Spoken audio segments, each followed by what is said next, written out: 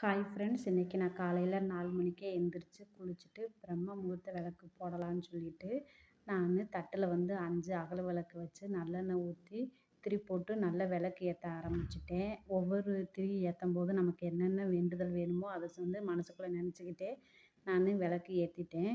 காலையில் பூரி சுடலான்னு சொல்லிட்டு கோதுமை மாவில் கொஞ்சம் கொஞ்சமாக தண்ணி ஊற்றி நல்லா பிணைஞ்சி வச்சு ஒரு 1/2 ஹவருக்கு அப்படியே ஊற வச்சுட்டேன்.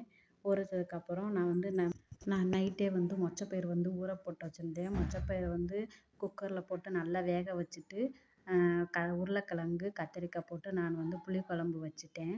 புளிக்குழம்பு வச்சதுக்கப்புறம் நான் பூரி சுட ஆரம்பிச்சிட்டேன். நல்லா சட்டியில் எண்ணெய் சூடானதுக்கப்புறம் பூரிக்கு தேய்ச்சி வச்சுருந்த மாவை போட்ட உடனே நல்லா பொசு பொசுன்னு வந்துச்சு.